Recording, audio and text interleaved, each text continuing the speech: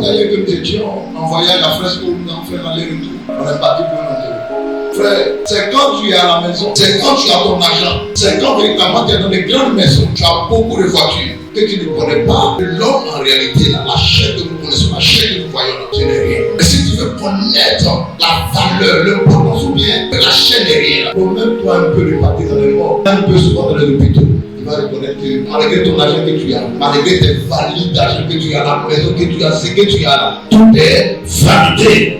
On est venu nu, on va repartir quoi nu. Tu es venu sans l'argent, on va repartir sans l'argent. Parce que nous tous on est partis l'accompagner. On va dire qui va dire comme je l'aime, moi aussi je l'aime. Qui va dire comme je l'aime, moi aussi je veux être avec elle. Et on a dégoûté, tout le monde s'est retourné. C'est quand tu es vivant, on te regarde. On te voit, tu es beau, on te voit, tu es belle, on te voit, tu es bien vêtu, on te voit, tu es bien sapé, on te voit, tu es bien parfumé. Mais quand tu meurs et que tu es couché, ton corps devient quoi? Méprisé. C'est-à-dire, ton corps n'a plus de quoi? De valeur. Ton corps n'a plus d'importance. Ça ne vaut plus rien. Ça ne sert à rien. Comment on dit quoi c'est ça? Et le corps de l'homme qui avait de la valeur. Parce que la parole dit Dieu nous a créé à son image, mais à sa ressemblance. Donc quand je te regarde, quand je me regarde, je vois que je suis à la ressemblance de Dieu. Donc j'avais de la valeur. J'avais de l'importance. J'avais du prix. Et si tu veux voir que le corps de l'homme n'a pas de valeur, c'est que il est couché, inanimé, il ne peut rien faire. Par cause de péché, le corps de l'homme avait de la valeur, est devenu comme méprisé. Deuxième, le corps de l'homme qui était un corps vivant, un corps plein de force. Le corps de l'homme est devenu quoi? Faible. Dans Jean le chapitre 4, Jésus marche, fait un voyage. Et il arrive dans un endroit qu'on appelle la vie du quoi? Jésus fatigué du pouvoir. C'est pourquoi tu as beau être le plus grand roi du monde, le plus grand fort même du monde, tu as des limites.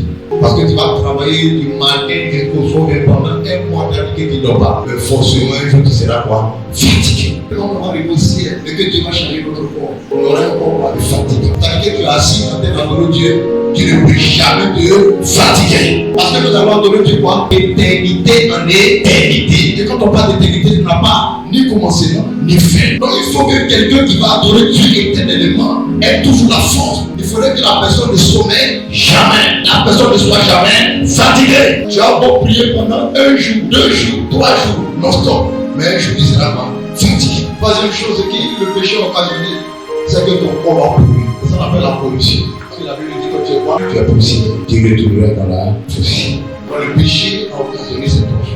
La faiblesse, la corruption, et le mépris. Tu vois quelqu'un qui va avoir l'argent, il va avoir l'argent. Mais quand son corps est dans le cercueil, ça peut n'importe quoi. Ça peut nous faire quoi? Dès qu'on s'en va, 3 jours après, ça commence à se décomposer. Voilà, quand tu vas voir les gens, moi, et c'est dans la partie, frère, tout ça là, je sais. Parce que nous avons tous été créés avec la poussière. Nous sommes tous jamais. Par un seul mot, le péché est entré dans le monde. Et le péché a occasionné le mépris, a occasionné la faiblesse, a occasionné la corruption, la mort du corps. Donc le péché a été la porte qui a créé tous ces tsunamis, tous ces malheurs, tous ces choses. Mais la Bible dit que de même il y a eu le premier Adam qui a été pris de la poussière de la terre, de même il y a aussi le second Adam qui viendra au ciel. Comme le premier a péché, il faut que le deuxième soit sans péché. Et quand quelqu'un est sans péché, on appelle quelqu'un qui est juste. Jésus est le juste. C'est que par Adam le péché a créé. La Bible dit qu'en Jésus, Dieu va nous quoi? Récréer pour de bonnes œuvres. Jésus par sa justice va nous permettre pour tous ceux qui ont Jésus, qui croient en Jésus, de revêtir non pas le corps, cette dans ce corps dans lequel nous sommes, mais de revêtir un corps divin, un corps céleste, un corps du ciel. Je peux te regarder, tu peux me regarder, on se regarde. Mais dans le monde spirituel, le diable connaît qui lui appartient, Dieu connaît qui lui appartient. On ne peut pas faire semblant. Tu peux soit peut-être tromper les hommes, tu peux tromper soit peut-être les gens, mais tu ne peux pas tromper Dieu, tu ne peux pas tromper le diable. Parce que quand tu n'as pas Jésus, tu as une robe sur toi. Cette robe, c'est une robe noire qu'on appelle la robe du péché. Mais quand tu as Jésus, tu as sur cette robe qu'on appelle la robe blanche, la robe de justice. Et Paul dit dans Timothée, Dieu connaît tout cela qui lui a pitié. Donc sur le péché, afin que le corps de l'homme qui est un corps qui est fort, vivant, qui ne peut jamais faiblir, est devenu faible, va mourir, est devenu méprisable. Il faut que la justice de Dieu te reparaît ce que le péché a occasionné. Pour que la vie de Dieu soit cessée dans ta vie, il faut que tu sois justifié.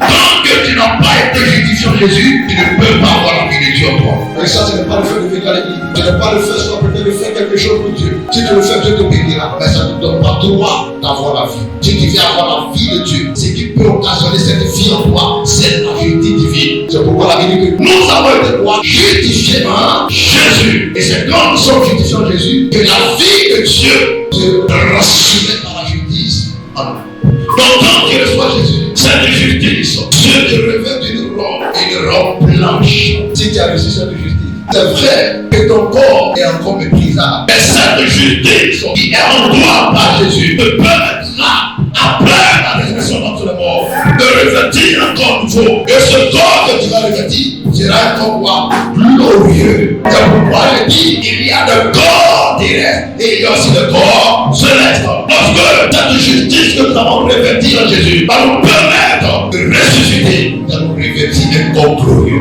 C'est en ce moment-là que Moïse, que toi, que moi, nous tous, nous avons répondu comme le soleil. Tu vois comme le soleil brille. C'est comme ça que nous allons prier. Nous allons prier.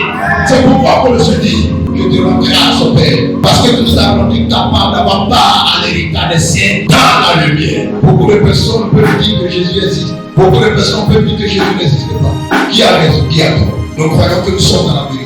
Mais il y a un philosophe qui a dit, parce qu'elle pensait, il dit, si on dit que Jésus existe, Jésus est vrai, que Jésus n'est pas vrai. Donc je préfère me lancer s'il est vrai. Là, si j'arrive en haut là-bas, si c'est vrai, je n'ai pas perdu. Si j'arrive en haut là-bas, ce n'est pas vrai aussi, je n'ai pas perdu. Mais j'ai tout à gagner. Donc mieux vaut essayer. Mais cœur de ne pas croire et d'arriver là-bas et de savoir que c'est vrai, et vous dites tout vrai.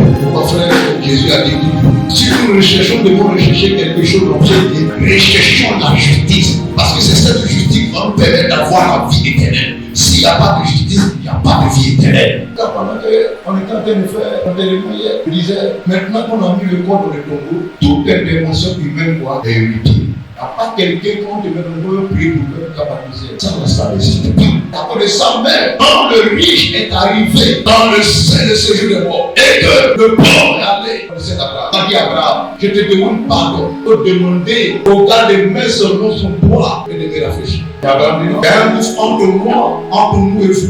On ne peut pas. Il a dit Abraham, mais je te demande pardon pour je te prie. Il faut intervenir en ma faveur. Parce qu'il y a mes frères, il y a mes soeurs, il y a mes nièces, il y a mes neveux. Abraham dit, ah, je ne peux pas intervenir. Parce qu'ils ont là-bas les prophètes, ils ont là-bas les évangélistes, ils ont là-bas les pasteurs, ils ont là-bas les gens qui prêtent. Si Abraham n'a pas pu intervenir, Abraham, le père de la foi, il n'a pas pu intervenir pour le riche. Qui interviendra pour toi? La seule personne qui va intervenir pour toi devant Dieu, c'est Jésus. Et il dira, celui-là, celle-là, elle m'a reçu, elle m'a accepté. Je plaide en sa faveur. Permets-lui de rentrer dans le ciel. Et Dieu rentrera. Parce que la Bible dit que c'est lui notre avocat qui intercède pour nous auprès du Père. C'est la justice de Jésus seul qui te donne le droit de ressusciter pour que tu puisses revêtir un corps céleste. C'est la justice.